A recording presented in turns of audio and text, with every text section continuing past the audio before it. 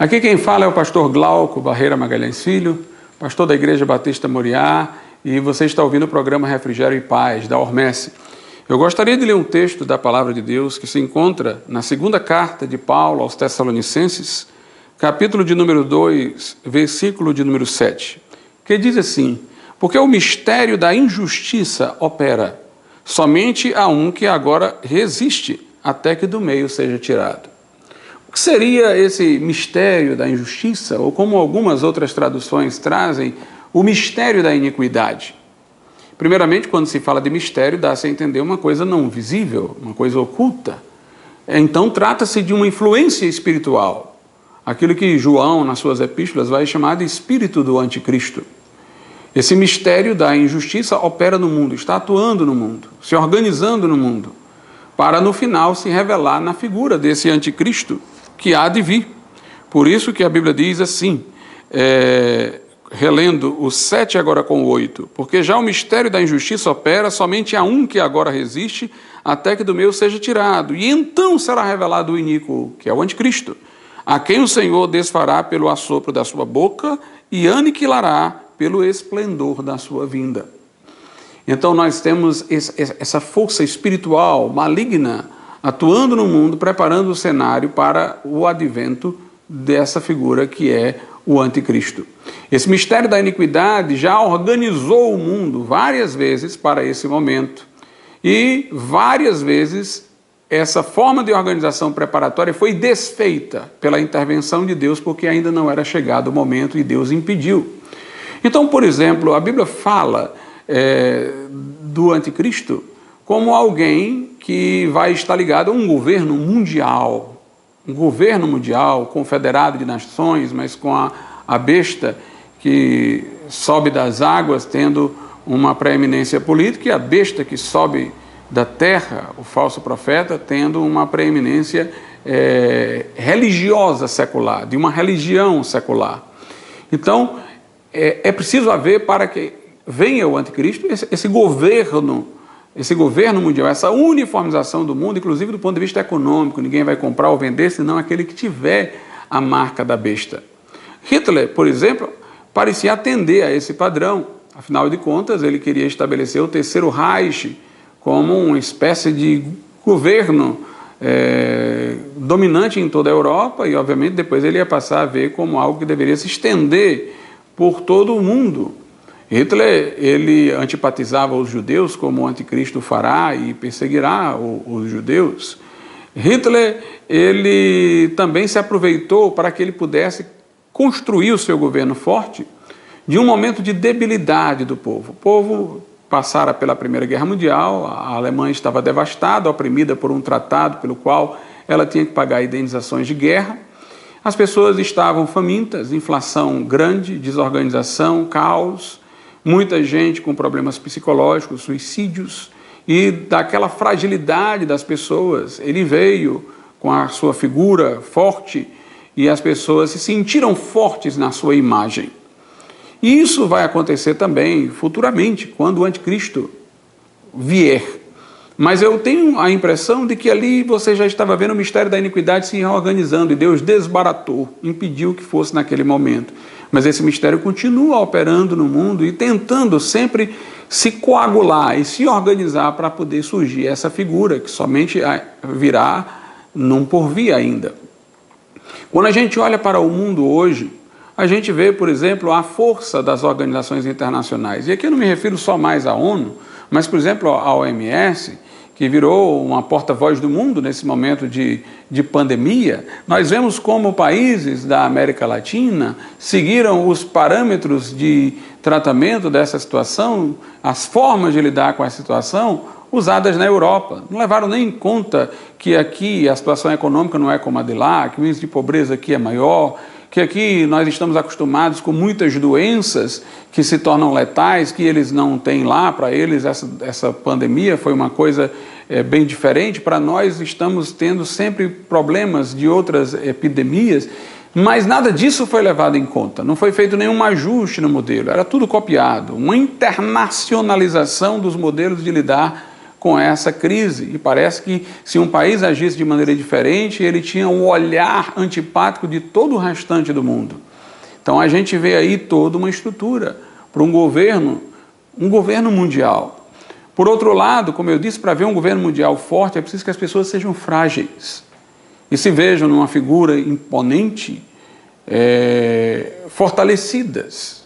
Transfiram para essa figura uma representação delas mesmas, de maneira que por essa figura se sintam fortes. E nós temos visto hoje também um momento de fragilidade das pessoas, é claro. Pessoas que estão perdendo seus negócios por causa dos fechamentos, pessoas que estão empobrecendo, investimentos de vida de muitos anos sendo desperdiçados com todas essas medidas restritivas da liberdade, do direito ao trabalho. Nós temos visto pessoas entrando em depressão, a imprensa trazendo pânico às pessoas com notícias apenas desastrosas, não trazem notícias boas, não falam das recuperações, apenas tragédias, apenas mortos, e as pessoas trancaviadas em casa, ouvindo só notícias desse jeito, indo ao desespero, ao desequilíbrio emocional, perdendo a saúde mental, tendo as emoções frágeis. Tudo isso prepara para que elas sejam vulneráveis para um governo forte. Inclusive, nesse momento, estão se submetendo a todas essas medidas mais fortes contra as suas liberdades, perdendo cada dia mais a força de se pronunciar a favor das suas liberdades, porque é um processo de enfraquecimento. Por outro lado, nós vemos a ideologia de gênero trazendo crises de identidade. Então, a fragilidade entra também no campo psíquico, identitário. Ora, uma criança hoje aprende em algumas lições de algumas escolas que ninguém nasce homem e mulher, que a pessoa escolhe ser homem e mulher, daqui a pouco ela não sabe nem o que parecia óbvio para ela, ela já tem uma crise de existência para se definir, bem, eu nasci homem, mas será que eu sou realmente homem, eu sou mulher? Uma confusão, banheiros comuns e toda essa coisa, não se desenvolve a masculinidade, a feminilidade, mas uma situação intermediária e os jovens, os adolescentes cada vez mais indefinidos, cada vez mais cheios de problemas emocionais, crises existenciais, incapazes de grandes decisões, de empreendimentos arrojados, porque tem uma fragilização identitária. A família, que era um lugar também de coesão, de abrigo, de fortalecimento, está a cada dia mais deixando de sê-lo, até pelas redefinições que vêm aparecendo, que admitem casamento entre pessoas do mesmo sexo, prejudicando, portanto, a definição do que é a paternidade, do que é a maternidade, do relacionamento diverso, entre os diversos, marido e mulher, que é complementar em função para estabelecer a saúde do lar. Então não se sabe mais o que é maternidade, o que é paternidade, porquanto essa reformatação do casamento anula o valor dessas especificidades. E a família desintegrada também por sucessivos divórcios, por pessoas que já casam pensando em logo divorciar caso não dê certo, e aí as crianças vão ficando pendulando de um cônjuge para o outro, sem poder, portanto, ter aquela segurança necessária para enfrentamento da vida. A ideia de maternidade também cai com a chegada do aborto em muitos países, porque agora a mãe já passa a ver o filho como descartável, passa a ver o filho nascido como aquele que ela escolheu, em detrimento daquele que ele rejeitou. Ela não tem mais aquela ligação com o filho, de mãe para com o filho, mas a ligação de uma coisa escolhida que poderia ter sido descartada, como alguém que vai num lugar de venda de cachorros e escolhe um e não escolhe o outro. E aí, todas essas coisas vão tornando as pessoas vulneráveis, enfraquecidas. É um processo de destruição. Uma das formas também de identificação que fortalecia uma identidade, um senso de destino histórico, era exatamente a nacionalidade. A pessoa era vinculada a uma nação, a uma história, tudo mais. Mas hoje em dia nós vemos que o globalismo está acabando com o sentimento local de nacionalidade, de uma comunidade histórica que comunga de um mesmo destino. Quando você coloca tudo para o plano mundial, você leva para um grau de expansão tão elevado, de abstração tão grande, que a pessoa não se sente mais regionalizada comunitariamente em lugar nenhum. Além disso, né? Além disso, nós também podemos aqui salientar a desconstrução da história. Muito do que nós somos depende dos legados, nosso legado ocidental, judaico-cristão, mas com a desconstrução desse legado e a colocação de todos nós no vazio pós-moderno, as pessoas não têm mais um sentimento de orientação. Nós estamos vendo destruição de estátuas, de personagens históricos, nós estamos vendo cancelamento de desenhos animados do passado, de filmes, em substituição, novos filmes com toda uma ideologia nova e confusa, e as pessoas então vão perdendo também o senso de sua continuidade na história. E mais uma vez elas estão sendo enfraquecidas para esse momento em que uma figura global, mundial, vai aparecer trazendo uma força e elas vão representar tudo que já não mais possuem nessa figura que se tornará o anticristo. O mistério da iniquidade já opera. É um mistério, não é visível, mas como eu estou lhe mostrando, há evidências, há sintomas. E aqueles que têm o discernimento espiritual podem reconhecer que isso está acontecendo. A Bíblia mostra que no final, reis e nações, todos se levantarão contra o Senhor. Lá no livro de Salmos, diz a Bíblia no capítulo de número 2, o seguinte: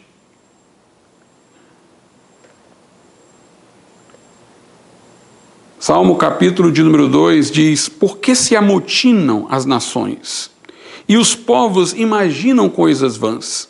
Os reis da terra se levantam e os príncipes juntos se macomunam contra o Senhor e contra seu ungido, que é Cristo, dizendo: rompamos as suas ataduras. Ou seja, é o mundo unido para desconstruir a herança cristã. Rompamos as suas ataduras e sacudamos de nós as suas cordas.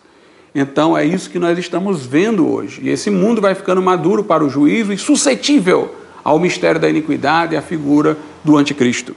Mas o texto que lhe diz: porque já o mistério da injustiça opera, somente há um que agora resiste até que do meio seja tirado. O que é que resiste ao mistério da iniquidade?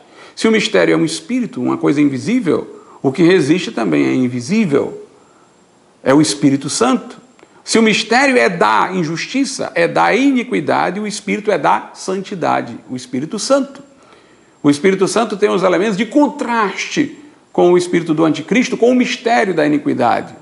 Ele tem a invisibilidade espiritual com que atua no mundo e ele tem também a questão da santidade que se opõe à injustiça, que está no mistério da iniquidade. Então, esse mistério da iniquidade opera, mas há um que resiste. É o Espírito Santo. E o Espírito Santo atua pela igreja, veio ao mundo para a igreja. Jesus disse: eu irei e deixarei outro Consolador para que fique convosco para sempre. A Bíblia diz que a noiva, que é a igreja, e o Espírito Santo dizem a Cristo: vem. Porque quando a igreja subir no arrebatamento, for levada ao céu, antes que venha sobre este mundo o juízo, o Espírito Santo irá com ela. Obviamente, quando eu digo que o Espírito Santo irá com ela, não quero dizer que o Espírito Santo não vai atuar mais de forma alguma no mundo. Ele continuará atuando, mas ele não atuará nessa forma específica com que veio para a igreja, como Consolador, que está com a igreja para sempre, inclusive quando ela for levada aos céus. Então, o que resiste é o Espírito Santo aqui através da igreja. O Espírito Santo nessa missão de Consolador, que está conjugada à igreja, onde ele age por meio da igreja, o Espírito Santo nessa missão ele resiste, ele freia o mistério da injustiça. Então a igreja deve discernir aonde está atuando esse mistério da injustiça. Isso é preciso discernimento espiritual. Uma igreja apóstata, uma igreja enfraquecida, uma igreja que não tem mais a palavra, uma igreja secularizada, mundanizada, não vai perceber nada disso. Pelo contrário, vai servir ao propósito do mistério da iniquidade, vai ajudar. Mas a igreja fiel, bíblica, espiritual, que tem discernimento, que tem olhos para ver, vai perceber o que está acontecendo. E ela vai oferecer resistência.